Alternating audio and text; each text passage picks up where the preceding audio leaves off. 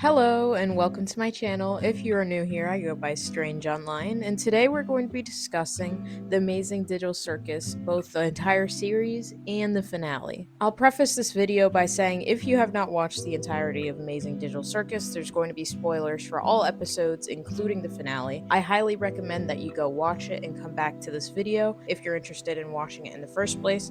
But if you're just here to hear like a general review of the entire series and the finale mostly, then feel free to stick around. I've made a couple of videos on my channel already about the series, but none of them in the entirety of it, so I really wanted to just sit down and analyze the entire series now that it's finally finished. I know that a lot of people might hold this series in a different type of standard because it is considered like an indie animation from Glitch, even though Glitch has definitely risen to the top lately, and I would say that the company is big enough to say like maybe it's not so indie as it used to be, but regardless, I'm going to treat it with my own standards. Without further ado, let's go ahead and jump into this. First, the animation of Amazing Digital Circus. Now, I am of the person that I really enjoy 2D, but I also don't mind 3D, especially for an indie studio. It's fine. I think 3D is what's conventional, especially nowadays. Most people are using 3D. Most animation is 3D. I'm going to do a little bit of a controversial take. I am a little bit of the person where if a series looks buns, like visually speaking, it is very hard for me to get into the series because I just cannot get over the fact that I'm looking at something that I don't think is like too great stylistically. And I will say that this series it took me a while to get into it. I'm definitely not like an old viewer. I started watching Amazing Digital Circus when I think like the 6th episode came out, the guns one. The animation or like the character designs were part of the reason why I was kind of hesitant. Now, don't get me wrong, I actually love the character designs for these characters. I think the Avatar concept is such a cool idea. I really like the style and what they were going for. Though I am a little disappointed to say that I wish they explored more of that vintage game look. It felt like that was where the first episode was going, at least. But either way, I wasn't too disappointed. I will say the first pilot episode, was very questionable to say the least. Some of the characters looked a little wonky, but it's okay. Like, it wasn't like the worst thing I've seen. You know, I used to watch Miraculous Ladybug when I was a kid, and if anybody knows the older like season, like the first season of the 3D animation, it was fine, but like there were definitely some weird parts to that. If you know, you know. I definitely would have loved to see like more 2D aspects of it. I like the little end credits where they're actually like drawn in, and it would have been an interesting series with that 2D element, but I'm kind of glad they went 3D with it. I think they did a good job, especially in the later episodes once they started like putting more color into it. One idea, like one little headcanon that I like to think is that I believe in the beginning of the series, Kane mentions that Pomni is kind of adjusting to like this digital world and like being inside the digital circus. I like to like headcanon that the reason the animation gets better, or not the animation, like the graphics get better, is because she's now adjusted to the world and it looks a little more realistic to her than when she first entered. I don't know, that's not like anything canon, but I like to think that that's the idea they were going for. Either way, that's all I really have to say for like the animation. If anything, I really liked the way it looked by the end of the season. I thought that they really put everything together by the end. With that, let's go ahead and talk about the plot and concept of the show overall. Now, we'll begin with the concept. So the concept for Amazing Digital Circus, if you have not watched the series, which again, I really implore you to, but if you're here anyways, is basically these characters are stuck in this digital world because they had decided to put this headset on in the real world that transported them into the Amazing Digital Circus. And from the Amazing Digital Circus, there is no escape. There's no exit. There's no way to get out. We later learned that the reason that there is no exit and there's no way to get out is because the characters are all brain scans. And they basically like have this end all, like, you can't escape because you're not really real. And one of the biggest conflicts in the story is the idea of abstraction, which is basically like death in the circus, because you can't technically die, but you can abstract. Becoming so corrupt in the mind that you end up abstracting, which is turning into this giant, like, glitchy black monster with a bunch of eyes, and you basically lose everything about you that's human. So that's a summary kind of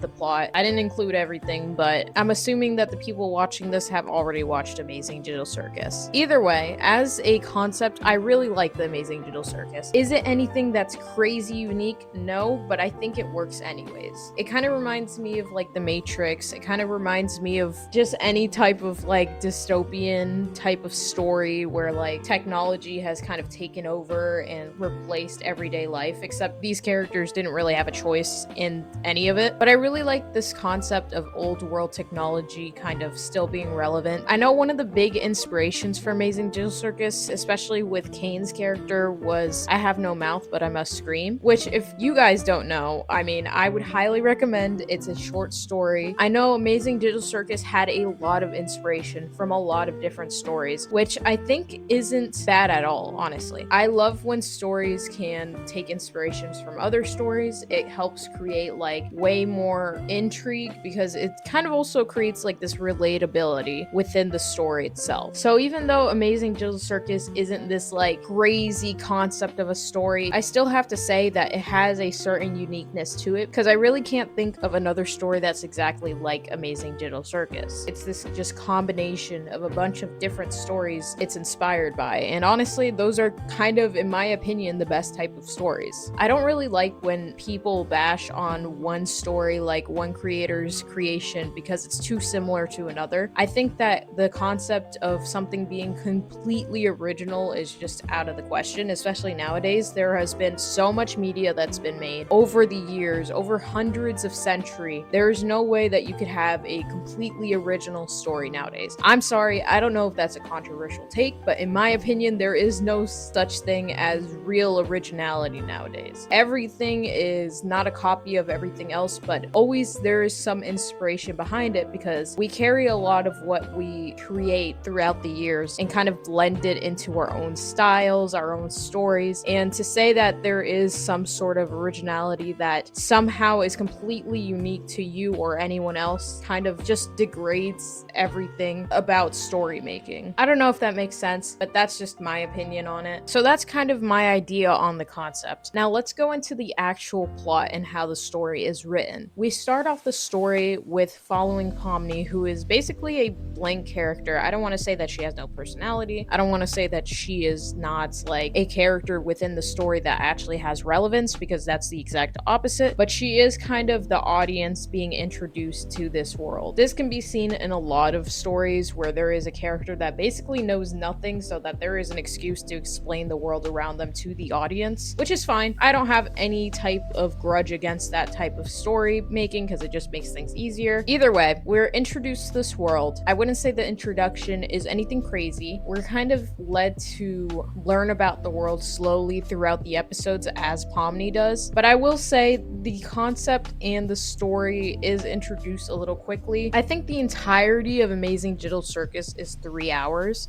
give or take 3 or 4 hours, which in my opinion, for something that can be as complex as Amazing Digital Circus, with the filler that they have, considering that it's still, you know, an entertaining show, there's still jokes and quips, we could say like an hour of that is dedicated to just stuff that's not relevant to the plot. I won't say character development because I think character development can be seen. In a way, I'll get to that when we get to the character portion of this video. But as I was saying, there is a rushed feeling to the plot, and I don't want to say that it's entirely bad, but it definitely kind of destructed a little bit of the story from what it could have been. The introduction to the concept of abstraction was really early on. It was the first episode, and Ragatha kind of just like explains it, I guess, immediately into the introduction. A lot of the characters are written a little weird, especially with the dialogue that's relating to the plot of Amazing Digital Circus. All of that is just like introduced kind of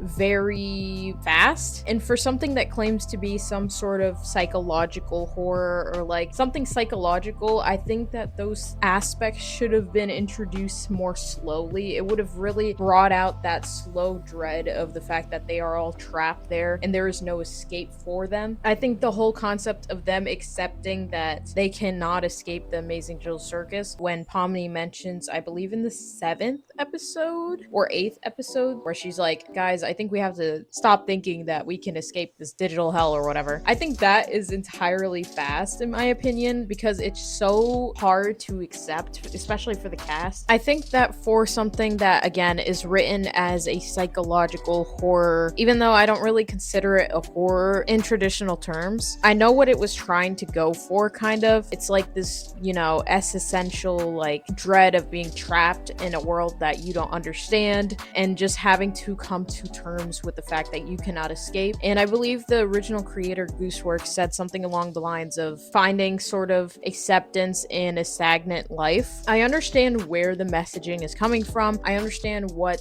they were trying to do with the story, but I think for something as big as that message, it should have been more of like the slow burn. I don't know how things ran while they were there. I don't know if they had a limit on episodes or if they were allowed to have a second season, or if that was entirely because Gooseworks did not want to work on a second season. But either way, I think that Amazing Digital Circus should have had more runtime, because it really would have helped with that feeling of just being trapped. I don't want to insult the show, right? There is no other way to say it. It was a little corny. I'm sorry. It was a little corny. And this is coming from somebody who actually enjoyed the show, but there are some parts, especially towards the end, where I just felt myself cringe a little bit because the characters were being way too vulnerable when I felt like it wasn't exactly deserved. Like, these characters have not earned the, like, complexity to be so vulnerable with each other, especially when it came to the concept of never escaping. For them to accept it, it felt like it should have been something more gradual and less to the point. One of the other conflicts that also felt a little weird, but I really did like the concept of, was Kane's whole thing. Like, I personally love me a good sci-fi. I love me a good robot takeover moment. I've always been really interested in that sort of stuff, but I think it really needs to be written well for it to work. And Kane, again, not enough development for his crash out. I don't think it was earned. I think it was, you know, I think I see the attempt to slowly build at it, but again, it just was abrupt. I'm trying not to get too much into the characters. We're still talking about the plot, but I just had to mention that because those parts are related to the plot, and I think they really are important to it. This show was in dire need of just not exactly filler, because I think they had a lot of time to interact with each other in the adventures, but not exactly enough time to slowly build that vulnerability between all the characters. A lot of it I felt like was off screen, and I feel like those types of things shouldn't be off screen because they're so essential to the later plot and how characters deal with things later on. I won't drag on the plot too much. I think the plot and the concept for Amazing Digital Circus is a really cool one. I actually really enjoyed the concept. I could definitely see myself writing a fan fiction and just creating like filler of like how I would have kind of written it. I'm not a writer either though. This is a really heavy project and this is a lot of work. And I think that the creator, Gooseworks, had a lot of pressure to create a perfect story. And in the end, it kind of folded on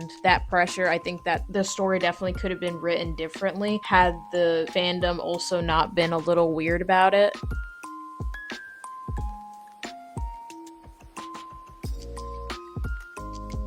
The last thing that I actually wanted to talk about in this video is the finale as well as the characters themselves. Now, I know this is probably going to be the most controversial part of the video. I'm not going to say anything that I don't think has never been said on the internet or anything before, but I know that just the bringing up the topic of the characters, like a lot of people have different opinions about how some things should have been written, how they should have ended the series, how they kind of messed up, how they didn't mess up, but I'm just gonna say from my point of view what I think could have been better and what I think wasn't that bad. Starting off with something that I've seen a lot on the internet, the subject of Jax. Now, Jax is a character where throughout the series he has been a very big focal point for any of the plot and any of the episodes in general. I think something to bring up is also, just so that we can all be clear on this, a character doesn't necessarily need to be on screen to still have screen time. Now, I know that's a little bit of a confusing sentence, but this is what I mean. I mean that if the character is not on screen, but is still being talked about, still being somewhat mentioned with like two different characters, it does not matter if the character is not visually on screen or talking themselves. They are still having some sort of screen time, even if it's not direct. I think this is what causes a lot of the conflict between fans, because they are talking about how much attention that Jax is getting in the actual series, but a lot of people fail to mention that Jax is getting attention not just screen time wise, but also when it's other characters, he's still being mentioned. Now, I'm not going to be the first one to say this, but Jax has a shit ton of screen time, and it's a ridiculous amount. I know that towards the end of the series that Gooseworks mentioned, like in a Twitter post or whatever, that Jax and Pomni were the main characters, that they were supposed to be the focal points, and the other characters were like side characters. But the problem about that is that the characters were all introduced the exact same way, you know, on the first episode. And other than Pomni, which was obviously, you know, going to be a main character from the beginning, she was already set apart as someone different to the cast because she's the newest member. She like just got there, and we're kind of exploring the world through her. Jax has already been there. He's already had his establishment there, and there's no really reason for us to think that he is any more unique than all the other characters. If anything, I found myself more interested in other characters in the first episode, and there was more intrigue in more characters other than Jax. And I think it's just kind of weird that if you have to tell your fans who the main characters are, then you're not really doing a good job at telling them through the story. I see this as a big issue with the finale as well. The finale was having a lot of issues with people just not understanding it, not understanding what was the messaging, not understanding why things were done, and a lot of it was explained afterwards, like on Twitter by the creator, when in reality it should have been done and explained and all this information given to the audience while it was still rolling. There are some obvious things where I don't think they needed to be pointed out. Guys, the innuendo of Jax being trans, that is like on the nose in the show. I'm sorry, it's on the nose. I know that people wanted like more direct stuff, but the Digital Circus is already so direct and vulnerable with characters that have not earned that vulnerabilities. If you just had a scene where Jax was saying, hey, I'm trans and this is how I'm feeling, first of all, it doesn't match his character because he is a closed off character. He would never say that. And second off, you really like are supposed to know by the show not tell method. And I honestly think this show does enough with telling the audience constantly what is going on rather than just letting them know. And I think Jax's actual like, you know, talk about how, you know, he had his whole issue with his mother, I think that was fine. Just to explain it a little better, Jax is a character who is consistently showing a lot of, you know, begrudgment towards the LGBTQ community. He is like showing these sort of telling signs of somebody who is closeted and the way that they act beforehand. Apart from that, outside of the show, which again, you shouldn't have to learn this stuff outside the show, but regardless, I know that the creator is also trans, sort of like a self-insert. So if that wasn't telling you anything, you know, within the show, then surely outside of the show. Either way, I think it's obvious that Jax is some sort of queer. I think it's trans, but you know, there's a possibility that it could be something else. But again, he did not have like some sort of coming out scene. I don't think he needed a coming out scene. I don't think it was necessary. And I think some of the fans are being a little oblivious to just like, I don't know, literacy, like just common sense. I don't know. I know that might be a little bit of a rude way of putting it, but I do get a little annoyed when people are like, well,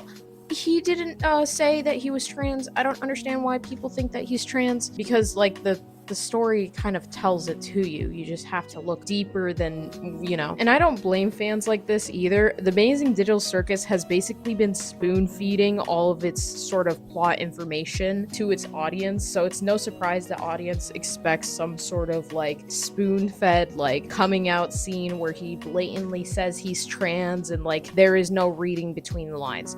I understand that that is probably what the fandom has grown to expect, so unfortunately that is why it didn't really work out. Even though I thought that, personally, I thought it was fine. Like, I was like, I get where this is going, like, I understand. But either way, I want to move away from the Jax talk because I think that we've already had enough of Jax during the finale. This is something I'll also say. The finale, I don't care what anyone has to say. I'm sorry, Jax had so much screen time. It just kind of took away from everybody else, especially in a finale where you want to make sure, like, you want to see where everybody ends off and like how things work out with everyone, especially when there is intrigue for every character in the show. And I understand that the creator had blatantly said like, oh, Jax and Pomni are the main focuses, you know, they're the main characters, but that wasn't exactly how the show kind of written itself, at least in the beginning. The only thing that really stuck out with Jax was the fact that he was, you know, hiding something. And I think that you don't have to be a main character to hide something, whether they're a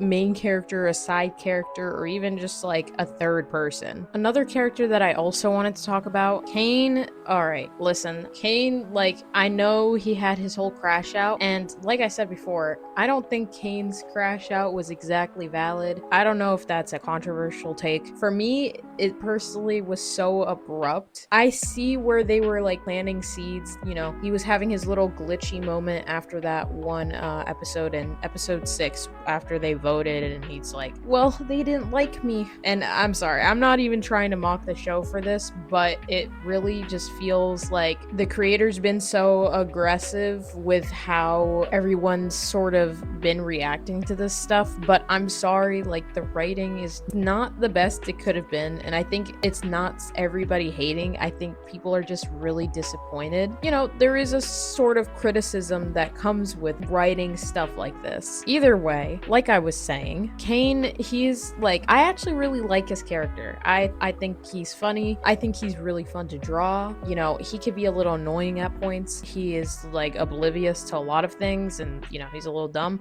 but I like the concept for him. I like the idea for him, but when actually put into practice, he needed so much more development that he wasn't able to receive for the story, and having him do the whole crash out thing was already like abrupt as hell. More so, he came back, you know, he had to basically remove a piece of himself. I actually like the scene towards the end where he's like walking himself, he's gaining like this consciousness, but I feel like that's something that could have been done without his prior, you know, tantrum. I don't think it was necessary for him to kind of break character in episode 8 just to come back to be basically almost the same, just with like a more conscious mindset and like a little more humanity to him. I think it would have been more interesting if he just gained that without like terrorizing the people in the circus. If there had been more time, and this is like basically just the entire finale, if there had been more time. And I'm not saying that the finale was so like dog poo-poo, like, I actually didn't mind it that much. I know a lot of people have been hating on the finale, like, oh my god, this sucks. I like the concept of like them discovering that they're basically AI and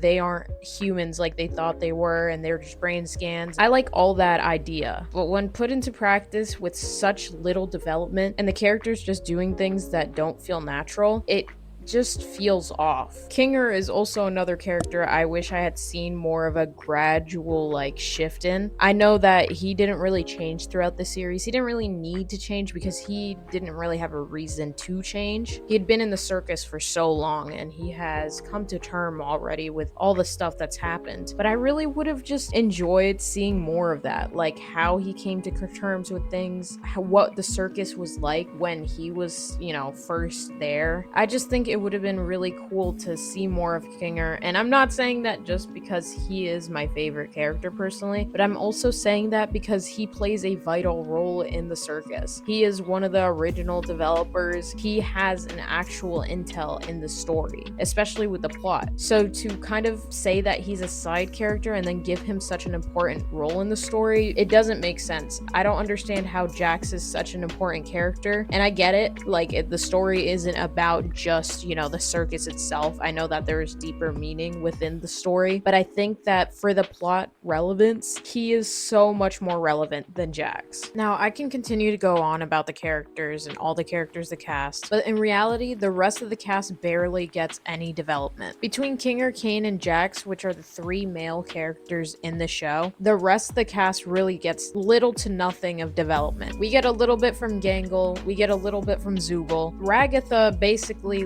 is just not really getting any lore, but the reality is that those characters are not as developed, and I don't know what that says about the creator. I don't know what that says about the show. I'll let everybody else make their own interpretations about that, but this video is already running very long. If you guys are interested in hearing more about this and want a part 2 to this video, please leave a comment below, of course. And I just want to say, overall, here's my final score of Amazing Jill Circus. Animation, pretty alright. I give it an 8 out of 10, 7 out of 10, one of those two. We'll do a 7.5. Then we go into the plot and the concept for the plot. I would say together, I give it 7 out of 5 or 7.5 again.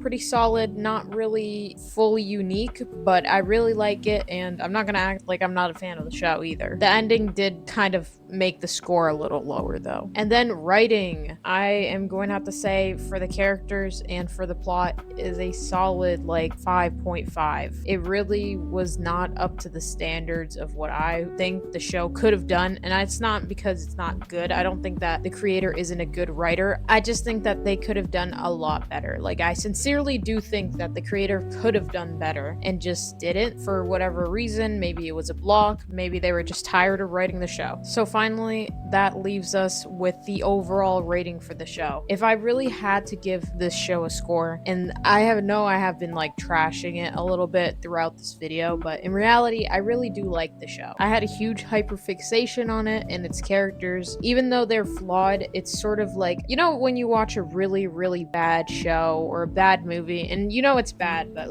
you still have sort of a love for it. This is the same way that I feel for the Amazing Jill Circus. It's just so cringe sometimes that you just kind of have to roll with it, and it's still entertaining to me, and it's still a show that I personally like. I understand why people dislike it, and I would never blame somebody for disliking the show because there are many flaws to it, but to me, I like the show. If I had to give it an honest rating, I would say a solid 8 or 7, one of those two. We'll give it a 7.5 for an overall show rating. If you enjoyed this video and want to see more like it, consider subscribing to the channel, liking the video, and leaving a comment below. Let me know your thoughts on the series as a whole. I really am interested in hearing what everybody has to think about it, their think pieces. I always find it very interesting when a show ends and there's always people, just giving an overall critique of the show, what could have gone better, what was done really well, all of that fun stuff. So feel free to leave that down below as well. Thank you so much for watching the video. Thank you for sticking till the end, and I'll see you guys next time.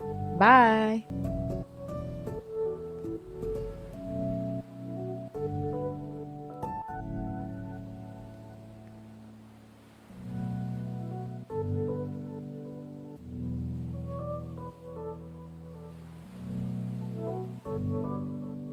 Thank you.